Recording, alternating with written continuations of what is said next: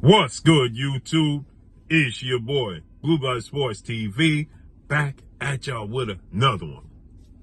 So, as y'all can see right here, Terence Crawford explains why he's not interested currently in fighting the IBF welterweight world champion, the phenom, as I refer to him as, in Jaron Boots Ennis.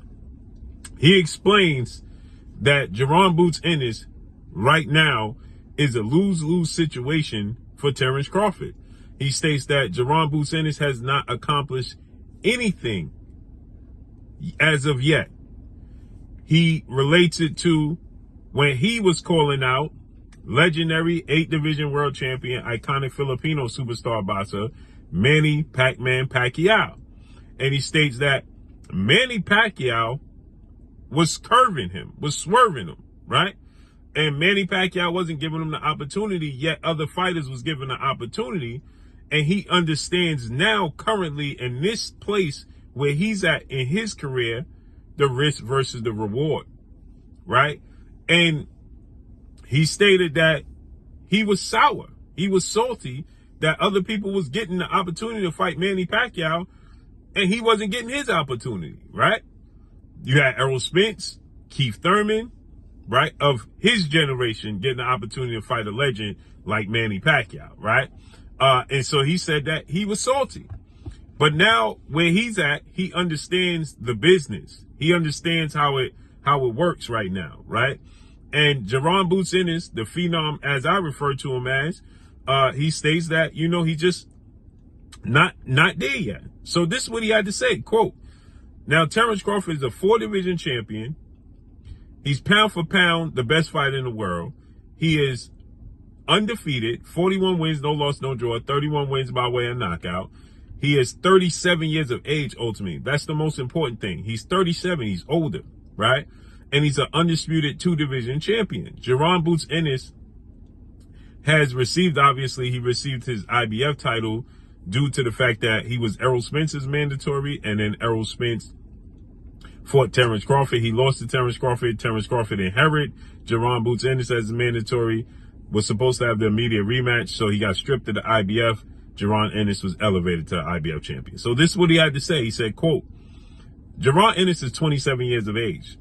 He has 32 wins, no loss, no draw, 29 wins by way of knockout, 5'10" with a 74-inch arm reach." So he states this, what Terence Crawford had to say, quote, he said, "They're doing the right thing by calling me out. I definitely get it, but I had to work so hard to get to the big fights I got. They ain't done half of what I did to get me. You want me to backtrack and forget the biggest fight in boxing, which is me versus Canelo Alvarez. To fight Boots or Virgil Ortiz Jr. for that matter is taking a step back. What am I gaining from that?" Right? That's what he said. And then he states that it's like when he fought Pacquiao, right?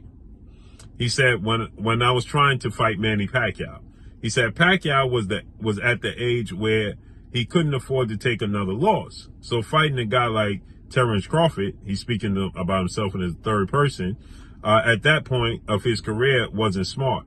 I couldn't get Pacquiao fight even though I had multiple accomplishments, but everybody else could get it. I was bitter at the time, but it was a business decision. I understand that now, right? Because he's 37 years of age. Manny Pacquiao was saying, essentially, you had to make it worth my while. Now, he did fight the likes of Keith Thurman. We don't know what the finances was like for a Keith Thurman fight. And he did fight, he was going to fight Errol Spence, and then he ultimately fight Yordenis Ugas, and we know the rest. He got dominated and beat up by Yordenis Ugas. But at one point in time, he was willing to take the Terence Crawford fight, but Bob Arum made it clear, legendary promoter, top-ranked CEO, he made it abundantly clear that he blocked the fight, right? He said that he didn't want to see Pacquiao get hurt, and he blocked the fight, right? And so in this case with Terence Crawford, I don't think he's concerned with getting hurt, but he's just looking to secure that massive payday, that massive legacy fight that has been eluding him his entire career, which is the Canelo Alvarez fight. Now, what is he going to do in the meantime? There's talks that he can fight Tim Tszyu. That's what it looks like. Tim Tszyu and his team is saying they're offering $38 million. So Tim Tszyu fight can present itself. And, you know, that's a unification bout.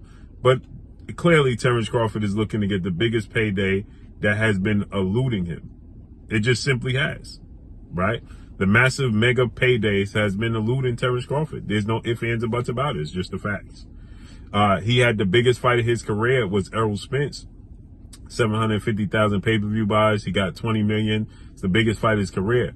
Usually you have multiple fights like that. He has had only that fight, right? He hasn't had that mega crossover fight.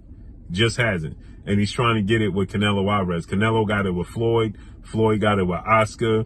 Errol Spence is not the mega star that Floyd Mayweather was, or Manny Pacquiao is, or Canelo Alvarez is. So it didn't do it for him. So he's trying to get the Canelo Alvarez fight. And I can respect that, right? And there was 2 opportunities to fight Jaron Ennis, and politics played a part, and it didn't happen, period. So let's see how this unfolds and plays out, man. But that's all I got for y'all. Make sure you hit the like button, drop a comment in the comment section. Let me know what y'all think about this. So Terence Crawford is rumored to fight Tim Tszyu. He let the Fedor fight go, and he's looking to fight Canelo Alvarez. But is Canelo Alvarez interested? We got to see how that unfolds. Or is he just going to stay inactive? Tim Tszyu saying that they're offering him $38 million in Australia with His Excellency Turki Al-Sheikh. Makes sense. Follow me on Instagram at Blue Blood Sports TV, all one word. I'm gone. Peace.